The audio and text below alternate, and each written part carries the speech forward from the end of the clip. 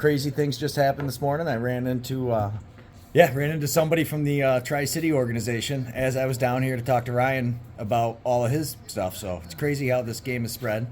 Ryan, you want to introduce yourself first? Hi, I'm Ryan Adamzak. I'm from the local area of Albany. I am the manager here at Precision Lacrosse. I coach at Sage College of Albany, and I play for the Color City Kings. Which is how I know you, which is awesome. The Color City Kings are they're my favorite. They're the Kings of the Sandlot. I said with Justin. You guys are awesome. What's your name, bud? I'm Colin Matthews. I am a current player at Russell Sage College. I'm an attacking midfielder, and I'm in my second year. And you came from Whitesboro, New York? Whitesboro, New York, yeah. In the Tri-City program? Yep. So, crazy how small this lacrosse world is. So how did you end up at Sage? Well, I played out here for the Mountain Men Lacrosse Club for Coach Keir. And I met Coach Lanigan, who is the head coach at Sage, and made connections, and now I'm here playing, so yeah. Yeah, that's awesome.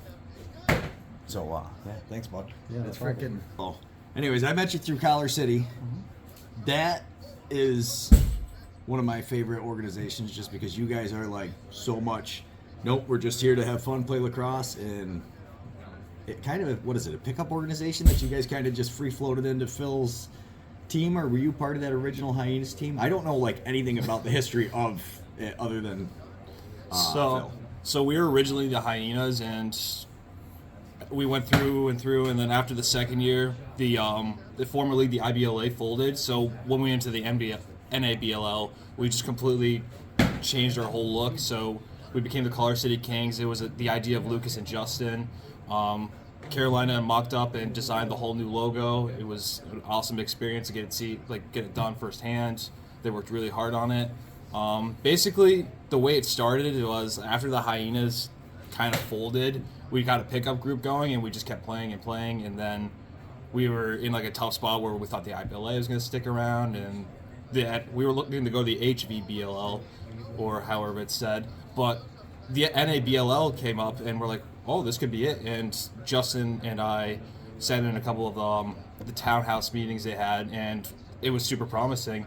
They had structure, they had a board, and that's not something we really had with the IBLA. So it was a really big experience, and the first year was awesome. Like, Nationals looked a lot of fun. I couldn't make it, unfortunately, but I'm really happy about the future of this league and where it's going, and it's going to be huge for people that want a shot at the big shots or ALL or the other leagues that are popping around like the PBLA. Yeah. I mean, I think that's, like you said, there's it's awesome that like the guys, the board, well, I can't just say guys because we have Rachel as well. Yeah. But the board there for the NABLL, they're awesome, and they've really like encouraged all the crazy shenanigans that Paul was into with us getting it live streamed and all that, which was great because that never would have happened.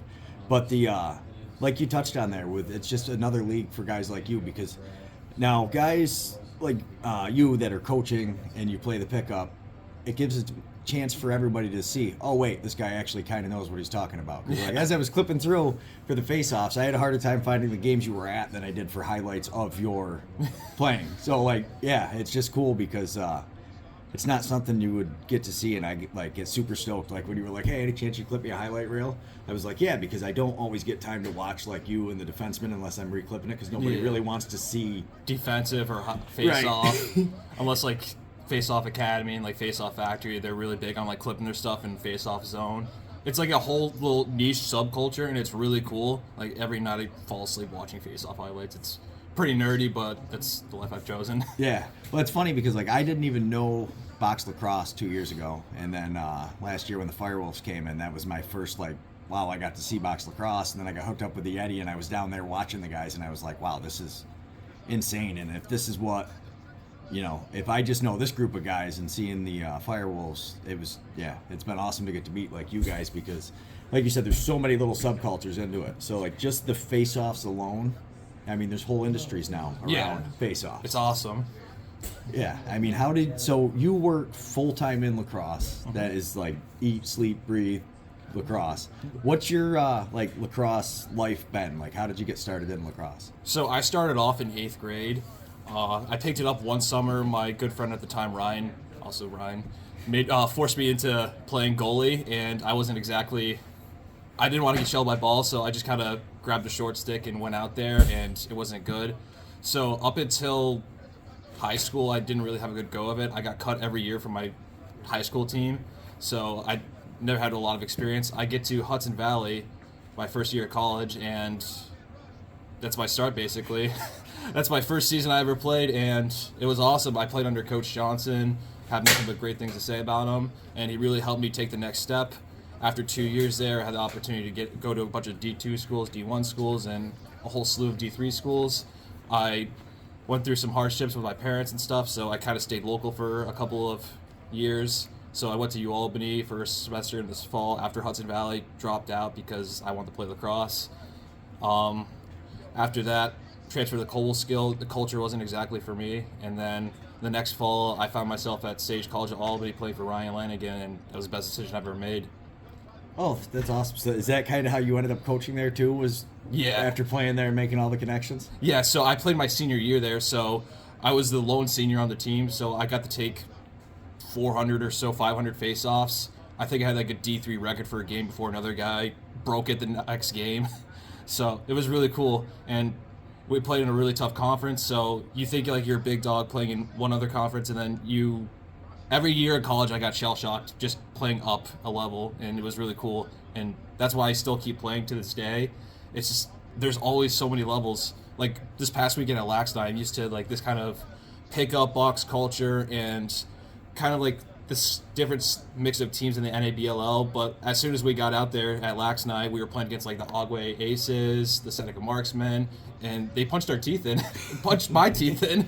I had, I think it was against, I think it was Aquay Aces. I forget the team, but Aquasasti? Yeah. But Justin McKinney got into a fight, and he didn't want to continue it, so he was just hands up, and it was this whole thing, and Justin could obviously hold his ground, but like we paid for a whole tournament. Yeah. So the guy gets ejected. It's this whole thing, and then it's just gritty lacrosse from there. Like I had my helmet ripped off the last play of the game, off a face-off, and it was just hard-nosed, punch you in the mouth lacrosse, and I was like, this is the next level. This is awesome. I want more of this. Yeah. So it was really cool. Yeah, Laxton was impressive. Like I equated it, the top teams at Laxton were basically like if you took your top lines at out of the NABLL. Like, you take your handful of your guys off of the Collar City team, you take your handful of guys off the Eddie team, and their entire top to bottom, some of those organizations was just like that crazy top level of talent. Yeah, it was insane. Yeah, I mean the speed of it out there really. I mean the passing is what I noticed. Like the crispness in it, like everything was fast. There was no like guys were hitting those tiny windows. There was some ridiculous stuff out there. Like I'm used to people going up the other opposite side of the boards, passing it up and doing a slow clear. With like the aces out there, they're gunning up the floor, looking for the outlet pass, and then getting a one-on-one with the goalie. And if you're not ready to sub, then it's a tough situation. You're gonna have the score ran up on you. Yeah, it was crazy to see, and you could really see like they had a lot of younger kids there that had just crazy speed. Oh yeah, they made us look bad. Yeah, it was like you watch some of those like 19, 20-year-old kids flying up the floor, and even some of the professionals, but you could tell like, oh wait, this guy's been a professional athlete for years. This is what he does. He is. Like they had Tyson Bell there, Chase Scanlon, Miles, Leroy. There was a whole. Ty was also there. There was a whole slew of talent, and that was really cool. Like that's what I like about our sport. Like you could go to like a random summer event, and all of a sudden you're playing against Ty Thompson, you're playing against Leroy Halftown, or like on the field side of it when you do like Placid and stuff, you're going against former pros or current pros like Paul Carcaterra, Brian Carcaterra, just people like that. It's a small community. It's growing, but like at its roots, it's still that small community feeling. Yeah. And one thing that I found crazy last night, so I was somehow I ended up on Instagram, and there was like the story post, and you had like just the guys that had gotten a chance at the camp. Yeah. And like how many guys, because like I know Justin ended up with a chance at the Firewolves camp, and that one didn't make the NABLL board, but like how many guys like that do you think are in this league? I mean, even just your team, I can think of like 3 or 4 guys easily that could be in any NLL camp. Like, you think every team in the league was pretty consistent where their top 2, 3, 4 guys were? Absolutely. Yeah. It's insane. Yeah. Like, those guys could easily get camp invites. Like, Jeff Geddes, like the guy, Crosby, he got an invite, and they're really deserving players. And it was really cool to see that, especially Justin. So, Justin is a through-and-through leader, and it's insane that, like, post-college, he still has, like, a college lacrosse captain mentality, and it took me a while to pick up on it. And then as soon as I picked up on him, I'm like, he's not being a dick to me. Like in practice, he'll be like, Ryan, you're slow. You need to work on sprinting. I'm like, God, he's such an ass. And then come game time, I'm like, God damn it, he's a leader. he was being genuine. Yeah. Yeah, that is, I mean, that, I don't play with it, but I would imagine for, like, you guys, that's got to be so cool. Like, you're playing with a guy who you know is at that level. Yeah. It's got to be, like, the best feeling ever. And, like, even, like, down at Nationals, you didn't get to play, but, like, you know, watching Joel Tinney, being able to play with Corbin Tao, Neil Powlis out there, that's got to be, like... That's huge. And, like, the scores weren't too different. So, like, there was a couple of games where it's, like, they ran up 10 goals and stuff, but the scores were pretty close. Like compared to Nationals in the past for the IBLA, in the shorter games, it was like night and day with some teams. Like some teams look like they picked up their lacrosse stick a couple of weeks ago. Other teams are just like pro caliber. Like my first year at Nationals, we played against the Philly Funk, and they had Bill O'Brien, and it was obvious I was there. Yeah, it blows my mind with. Like the talent level. I did not realize that like the open circuit, men's circuit, whatever you want to call it, had like that many guys playing, but it's really guys trying to just keep their sticks in their hands. And yeah, the whole community of lacrosse, like that whole junior, senior. Hey, when was the first time you played box lacrosse? Oh, with the Hyenas. So that's the other thing that blows my mind. Like I was watching your highlights, and like I said, I only had like 2 or 3 games of full video to clip from. And you're very good at winning faceoffs. Like, thank you. And you watch it, and it's like, wow, like how much box experience does this guy have? And I know the faceoffs kind of translate to field and indoor, but like as a guy now listening to you that you didn't really play till college, it blows my mind. Like you're out there competing with some of the best guys, like just winning faceoffs like it's all right. So I had really good coaching. My senior year, I had Joe Nardello, who runs Faceoff Factory, come and coach us like once a month, and his subsidiaries like Kevin Reisman and Andrew Bracey would come every 2 or so weeks, and they were huge. Like I had a really good head start with Matt Johnson. He would just say, sit in the corner, take face-offs, and enjoy practice. And then my second year, I had a lot of help with like Mark Kalikia. And then when I went to Coble Skill, I had really good teammates who helped me like lead the way. Even though the school wasn't like a good culture fit for me, I had really good teammates there. And then Sage is just like, hey, like you're a senior, like get it together, and like we're gonna do everything we can to help you. And that's what I really appreciate about the program. Like Coach Lanigan runs a really great program there, and he'll do anything he can to help you. So that like even after lacrosse in college, like he's still helping me out to this day. I still try to help him out as much as I can. I feel like it's a little 45-50. I can help him out more, but I am nothing but thankful for that, man. Yeah, that's what's so cool about the lacrosse community, because like you're still in touch with your lacrosse college coach. You ended up, getting, when Faceoff Factory was early on, getting to be a part of that, and now you're playing with guys that are a big part of that Albany Firewolves organization. It's just crazy how your lacrosse career. I couldn't believe you when you told me a couple minutes ago that you started in college, really, because that's impressive to watch, and the specialty of the face-offs, getting to play with or learn from somebody like Nardella, who. Another guy, he didn't play, he went to Rutgers. He wasn't a face-off guy until he was at Rutgers. And then all of a sudden he was like, oh, I'm going to be a face-off guy. And it's like, oh, wait, he just decided one day to wake up and become one of the best face-off guys in the world. And guess what? Now Look where we are. Yeah, it's, lacrosse is definitely a crazy, crazy community. Yeah.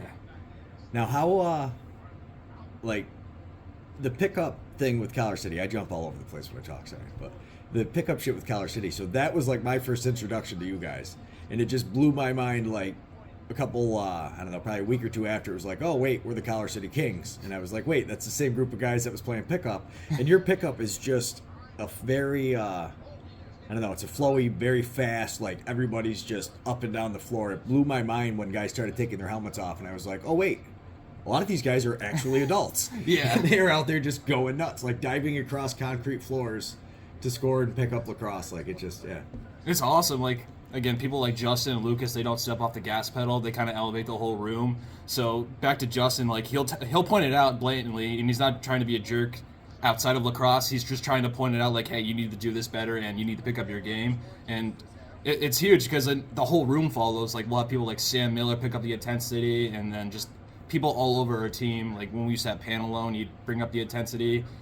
Like we have a group of leaders as like a Sandlot group, and then like our closest thing to a coach is Justin, and he fills every role you put him in. So Yeah. it's really awesome. Yeah, even ref there that first. Oh my game god, that game! Oh man, that was like one of my first like real introductions to Collar City. Like I just showed up and I had gotten in touch with Justin and I was like, "Hey, I'm gonna come film it. Do you mind?" And he was like, "No, absolutely. Come on down." Like I met him as we were walking in. He's like, "I'm sorry, I've got like a million things to do. I can't really talk to you. I'll talk to you afterwards." And I just stood up there and filmed. And yeah, it was crazy. Like I didn't realize he was the GM, head coach. He wears a that. lot of hats. I didn't even know he was the Collar City guy I was talking to on Instagram until I got down there because I'd seen him on the floor playing and I went and filmed the tryouts and uploaded it so everybody could watch it. And yeah, I didn't realize it was all the same guy. Like I don't know how he keeps track of all that. He's just the man. That's how. So my favorite part about that Utica Yeti game and Collar City Kings game is I think it was that game beforehand that he got a contract, like a training camp contract or what they put him into. Is he got that right before that game, so we thought it was gonna be this really cool game where he's gonna pop off and show everybody what he's made of, and then it's like, oh, by the way, we don't have refs. Which was amazing that And you guys were just no and then refs. he went and refed it, and yeah, like it was cool. Yeah, it was cool. And Bob Leary was the other ref. He gives himself, he said nobody thought. I thought it was one of the best games I'd ever seen of lacrosse. It was the longest game I've ever. I don't know what was going on with the clock, but it would go by, and if I feel like 5 minutes, and it'd only be like, say out of 15 minutes, it would be like 13 minutes have still left on the clock. So Yeah, that's nuts. Yeah, that was yeah. And then that one guy got hurt from the Yeti team, and yeah, it was a very interesting game. You could see the feet slipping on the turf out there too. yeah, it's brand new turf. Yeah, that was interesting. Deej was talking about that during nationals. He was sliding all over the place. How was it taking face-offs in that? Oh, it was it wasn't bad. Face-offs are a little bit physical, as you could see. Like, so it was really like you're not sliding as much as you do on concrete. I hate facing off on concrete because it's more of like a scrap than it's like a hockey face-off. It's with a turf, you get the traction and you can exit. You can like kind of guide your stick across the turf. And when it does get physical, if you do land on the turf, you're not hurt. You bounce right up. Yeah, you don't get the concrete burn that you do sliding across concrete. Yeah. Now that's awesome that that Hudson Valley put in turf though. Now, did they do that just for box lacrosse, or did they have a soccer program over there? They have a bunch of programs over there that utilize that turf, especially for like rainy outdoor days. They have a great turf facility outside, but again, like you can't really always beat the elements, and you can't just throw a soccer program or anything else inside a gymnasium. So that turf was huge. I know the lacrosse program there utilizes it a lot. I can't really speak. I think soccer utilizes it too. So yeah. Now, how long have you been coaching at Sage? Technically, I think I graduated from there 4 years ago. So 4 years. I'm on my fifth. So you're only 5 years out of college, and you're just now starting to really hit your like physical stride. You probably feel that. Yeah, it's cool.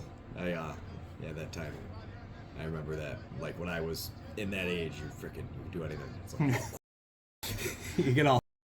Yeah, and that's got to be awesome for you to play with those guys. So like you said, speed is probably your biggest, I don't know, downside, I guess you would say, or whatever. Now, what are you doing?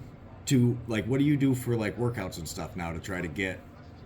So my big thing is like I'm not fast, but I'm shifty. So I jump rope a lot, and I do go for a lot of runs. I try to run like a mile a day.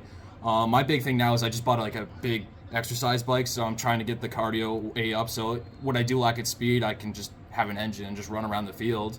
But I'm working on the speed every day.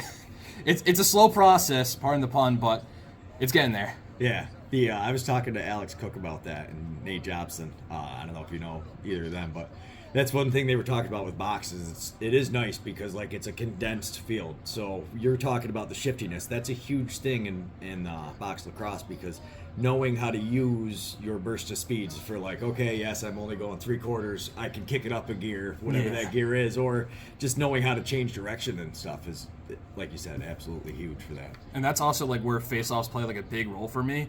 So during the Collar City Kings season, we had a play where I'd either throw it behind me to Justin, he's up the floor in a second, or if Lucas was on the side, I'd just chuck it to him and he'd go and get a 2-on-1 or 2v2. And it worked out really well for us. And what I do lack at speed, like it's all technical. So if I can beat someone and get a step out on them at the front door and then pass it to the top man or something, even in field, like that's just one step or 2 steps ahead of someone is huge. That's a little bit of a gap they got to make up, and by then you can put a pass out.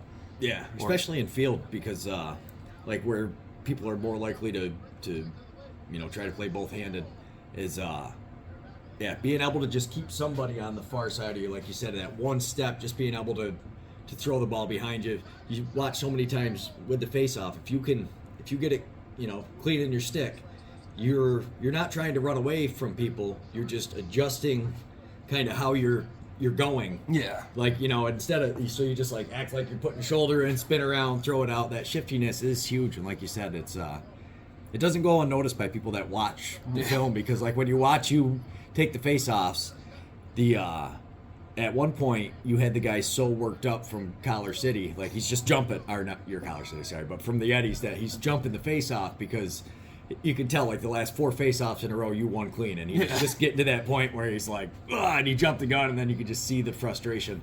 That's got to be cool to like the mental side of the face-offs. Yeah, and with the Collar against Utica Yeti, like last year as the Hyenas, like they gave me my run for my money, and I felt like I was one of the top guys last year in the IBLA. I'm not trying to toot my own horns, but like I went against like Koichi Nakamaru and all of them and did relatively well, and it was just always like the Farrell brothers that gave me trouble. And then this year going against the little younger Farrell and then the older Farrell later on in the summer, it was really cool. Like seeing myself as like an older person now, like I could still keep going up increments yearly, just because like I'm pretty strict with like face-off training. Like as a coach, I'm always doing face-offs, and then just as someone that's like structured, I go home and do like 20 minutes of face-offs a day, reaction time throughout work. So I'm always like trying to get better in some shape or form. Yeah, now that's huge, because like you were saying, you don't make huge jumps, but like literally the only way to get better at things is just doing it over and over and over again. Yeah. Now I've heard a lot of people say like when they start coaching, it brings you to a different level of understanding like of the position. Have you noticed that coaching is like either made your face-offs way better, or is it just kind of like help all over? Like you could see, like in college, again, I wasn't the most educated player. I was take the face off and then run off the field and then maybe play some defense.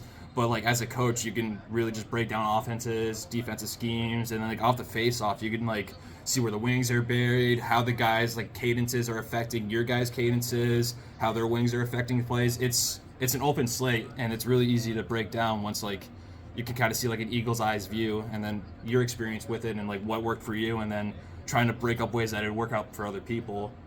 So yeah, that's cool.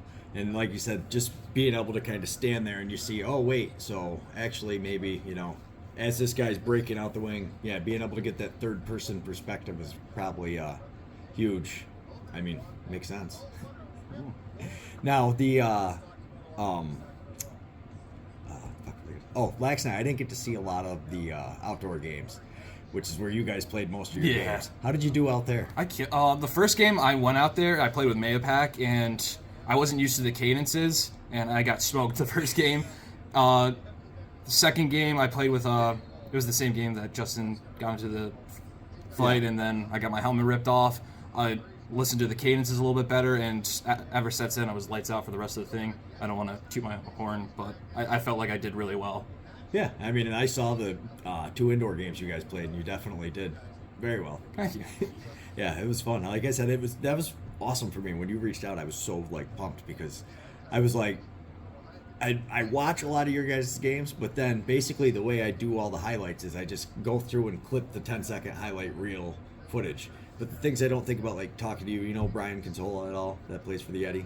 Yeah. But so I'm talking to you and then talking to Brian, so now like I'm going through and watching the footage of like all that stuff. It's just so cool to see, I guess again, like the smaller things in the games that led up to the goal, because a 10-second highlight clip leaves out, the whole way you got the possession sometimes and grinded your way up the floor.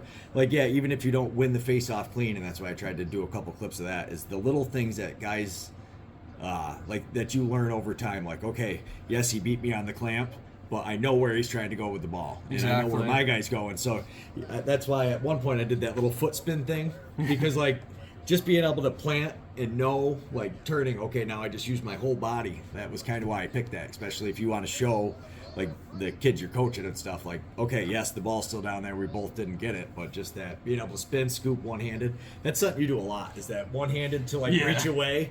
And you're very accurate with it for a, like, it doesn't look like a super strong pass. Like, you don't have your whole body going into it or anything. But watching that one clip at Laxney as you're getting thrown away, unfortunately, the replay from the goal before cuts it off. But then one guy's got your arm out and, like, you just out reaching and, like, dunk it all the way across the floor. Yeah. The wrist snap of that one-handed throw, I mean, that's got to just be years of playing. Yeah, that's exactly what it is. So, again, I'm not exactly the fastest guy, so when they see, like, if I'm winning a couple of face-offs in a row, like, they'll start swarming in on me. So I'm a taller guy and bigger. I can, like, stand on my 2 feet. So, like, if I can just get my hand up or around somebody, I can get the ball out. So. And that's a huge thing, though, is because now you've drawn the extra guy. So, like, being able to throw over the slide is such a huge part. Because, like you said, you've got some super fast guys. You've got, Justin, who's going to fly up the floor, Lucas, Cody, Paxton. Like, your whole, you guys have so much talent, like, up there and so much speed. Was it Bailey Martin's another guy? Mm-hmm. Yeah, there's so many guys. Hunter, like, everybody on your team flies. So exactly. Being able to draw that slide over and dunk over is definitely a huge thing for face-offs that,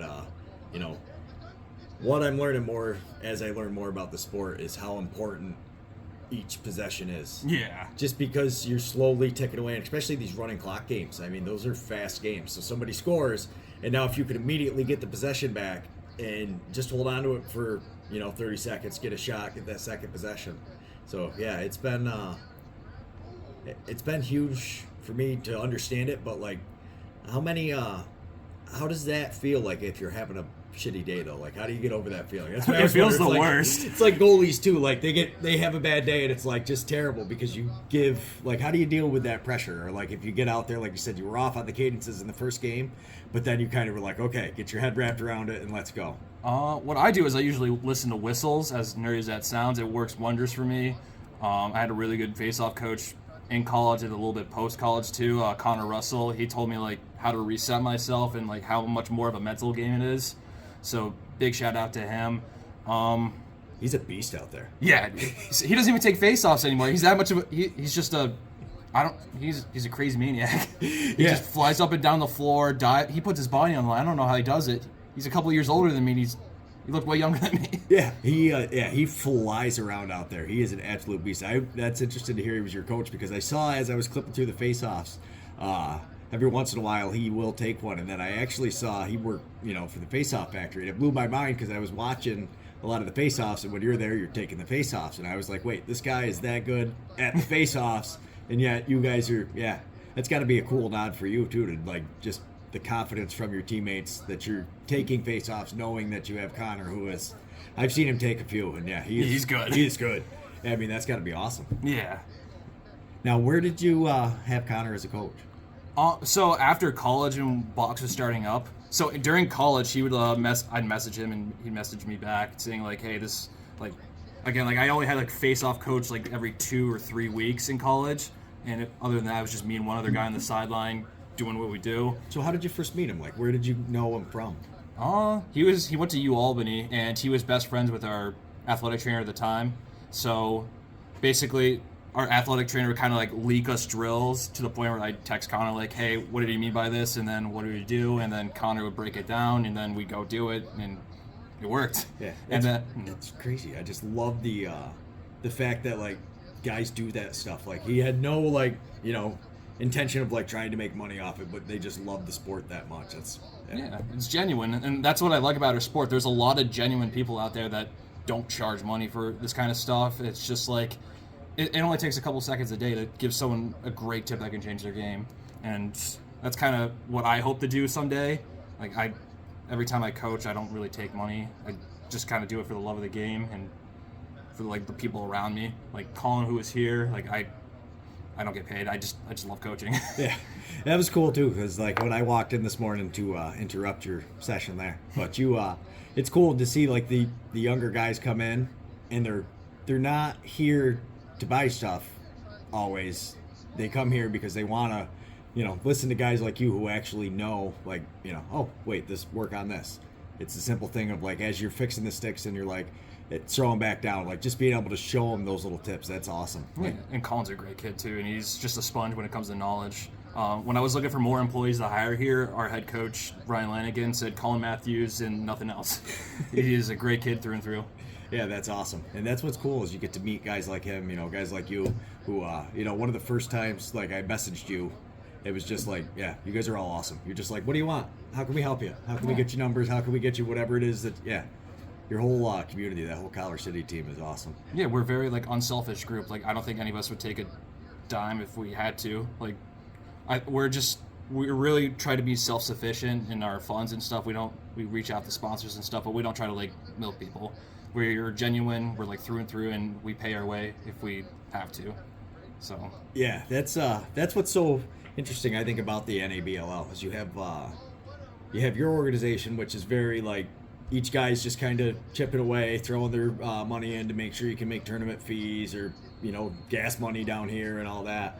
And then you have other teams in this league that have like team bags, warm-up shirts. It's just, yeah. And it's awesome, I think, just how competitive you guys are, just doing it as a group of guys who love lacrosse, which is a lot of what, I mean, Paul is too.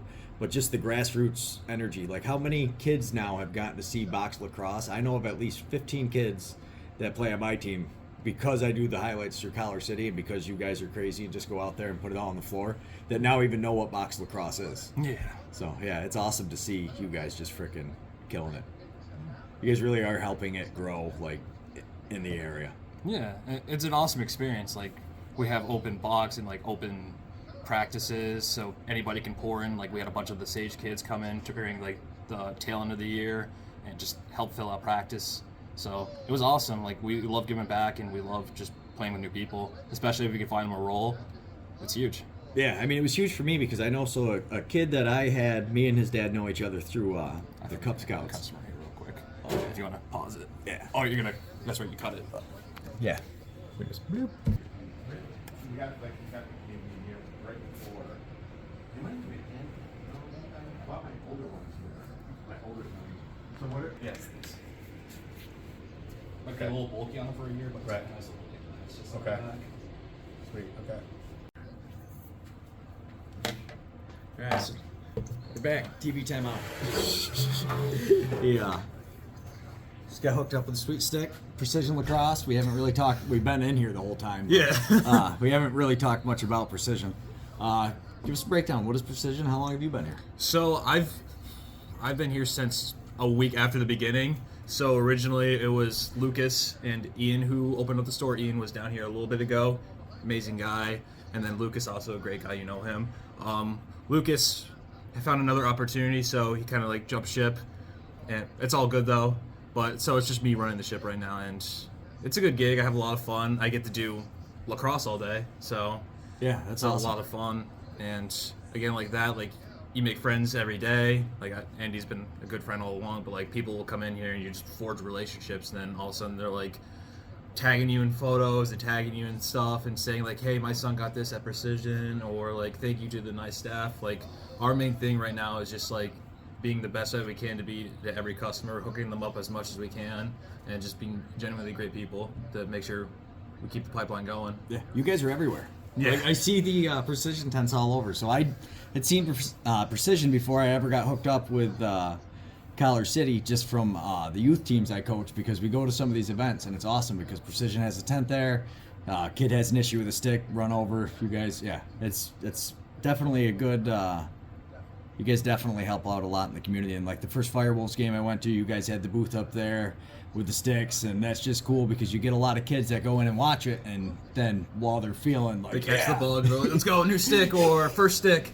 yeah, That's the thing about like we're everywhere, so yeah, it's stressful at times. Like yesterday, I set up at a Charlotte North event by myself and had a little bit of help from my bosses, and it was relatively successful. At the end of the day, like I'm packing up in the pitch black, but that's the growing pains of this company. Like it's successful. We're doing really well, but at the same time, we're always on attack. Like not like physically, like trying to choke people out. We're just doing as much as we can to get our name out there, and I think that's why we're so successful. It's just like we haven't stepped off the gas pedal. We're not comfortable yet. No, you definitely haven't. And like I said, I'm not sure who runs the Instagram account. Is it? That's me. It is you? Okay. Yeah. Because I laugh too, because I have like 4 Instagram accounts, like a personal one, and then so I always like send the messages to you guys and like send you the message of like, hey, give me a commercial. And that was the first time I had seen the shop, because I'd seen your guys' booths all over the place. But the minute-long commercial you sent me, my biggest gripe with lacrosse stores has always been, you expect a kid to spend, once you get up in the somebody who's been playing for a little while, you're talking anywhere from $100 to $200 on a stick, Yeah. if not more than that. And they don't have a spot that you can throw, and you get like these newer lacrosse kids into it, and they go to Dick's or whatever mom and pop shop, and if they don't throw it, I've had so many kids on the field that come out with a stick that throw straight to the ground and never want to play lacrosse again because they think they can't Yeah. throw. It's awesome to see you guys have a wall, or not a wall, but a rebounder and a net in a netted in area to have that. What is that experience like, to be able to like make sure, like to watch a kid like think he can't throw the stick and you're like, no, but it's just how the pocket's tied, Yeah. and to be able to fix it. So I think that's our biggest blessing over there. Basically, like, we string tons of sticks every year, and the main thing, again, with stringing and stuff is like, you never know what you're gonna get if you just buy a stick off the wall. So our thing is like, we have them try it out before they leave, or if we string them a stick, like we put it on a demo shaft and they just toss with it and make sure they like it. So we don't have someone coming like 2 weeks later and be like, yeah, I hate this. What can we do? Can I return this? We make sure that they leave happy. We make sure they leave with a product that they love. Yeah. And can possibly use for years to come. Yeah, I mean, that's a big thing, because there's so many parents, and I mean, the sport is growing huge, which is awesome. Yeah. But there's so many people, like tying sticks is such a, it's like craft. face-offs. Yeah. It's such like a niche thing too, that like even a lot of people that play lacrosse don't know how to fix their sticks or tie them. Yeah. So a lot of people, parents don't know where to start with lacrosse sometimes. So I've had people come in here freaking out because they didn't know how to tape their son's stick. And it was a surreal experience. I'm like, they tape? So we help them out, and then like we forge lifelong relationships with them. Like, hey, my son needs this now, my son needs that. And it's just like, it starts somewhere as a favor, and then like you got a lifelong customer / friend that comes in the store on a weekly basis. And that's the other great thing. Like, while most lacrosse stores are seasonal, we're year round, and that's not only because like the box community and around here and just like the great hotspot we're in. It's because like we do team stores, we do apparel, and we just do anything we can to get people through the door, whether it be like they just stop in and try a stick out and then put it on the Christmas list, or just a slew of other things. Yeah, I mean, we've had people come in today just talking about chest protectors for the Yeah. kids upgrade. It's been fun. But like even me, I played lacrosse. I used to string sticks when I was in college. Now when my nephew got back in and I jumped back into lacrosse, originally that's all I was doing was just tying his sticks, helping other kids on the team and the little kids that I coach tie their sticks. But I had no idea about a girl stick at all. And you guys were like the first people I was like, okay, I want to talk to somebody who I know knows how to tie a girl stick. And yeah. Yeah, that's kind of like what we pride ourselves on. Like I don't think anybody else in the area really knows how to tie a women's stick or properly. So we got trained by Gate, and we do a lot of their sticks too. And then like me personally, like I'm always looking up stringing tips and just anything to improve like our reputation, or like put something on Instagram and grab someone's eye. Like, hey, what kind of stringing is that? It's all just a matter of like growing, and then not only just growing for ourselves and our company, but like growing our product to help our customers. Well, and things like people don't think about. Like I came down and my daughter was like, I want a whatever stick color. She was like, at first she was like, I want teal, then I want this, and I want that. And I was like, if they happen to have the stick that we're going to buy you in that color, I'll, whatever. But I didn't even think about like, oh wait, what school is she playing for? Let me fix, you're like, let me change out the shooting strings. Like, I like to call it wisdom, knowledge, whatever, but nothing replaces experience doing it. Just like taking face-offs. You spend 15 minutes every day, you said, and it shows. And same with tying the sticks. You don't realize the little things like that. Like I get home and it'd be like, but Dad, that doesn't go with anything. And it's like, oh yeah, it's team colors. Like simple little things like that. It's awesome.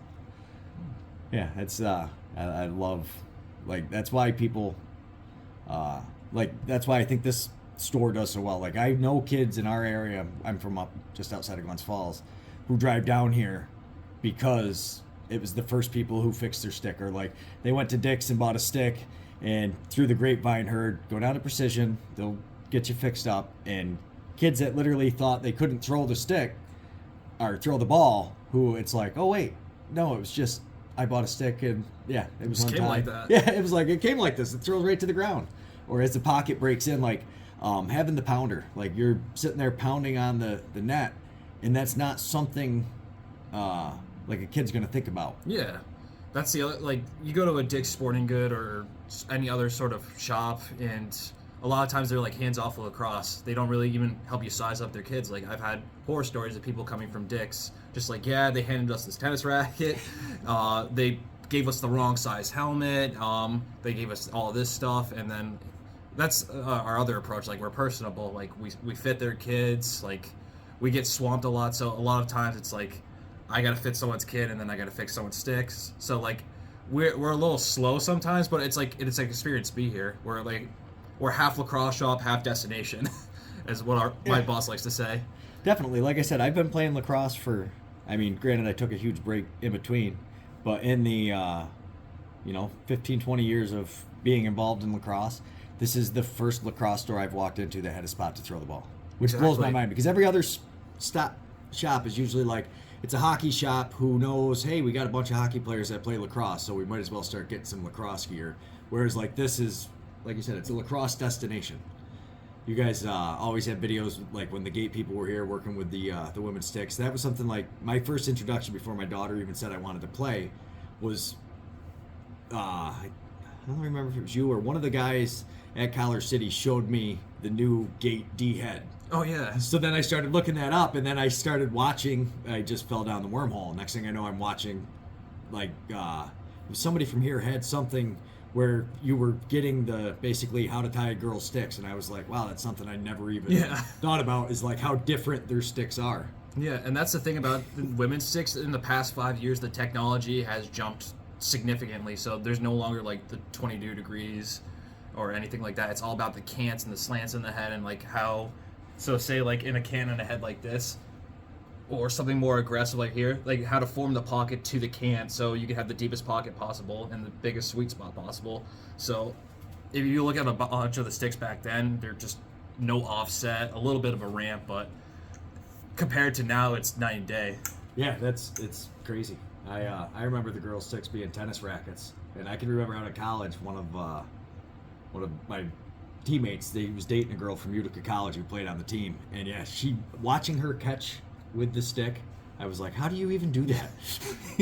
That's a good thing about the new pockets too. It's a lot more forgiving. So the gate pocket specifically, it's basically catching with a men's sticks. It's all just strings. So as soon as like it hits the strings absorb it and like expand. They call it a flex mesh, and it just hugs the ball and it gives so much more hold. It's revolutionary. Yeah. And it pushes the sport into the next century basically. Yeah, and so much of the technology in lacrosse, that's really the only place you're going to see it is in the head of the stick. Yeah. But that being said, there was like no changes for years, and now, I mean, you look at Warriors even selling sticks with no shooting strings, which makes it easier for your younger kids.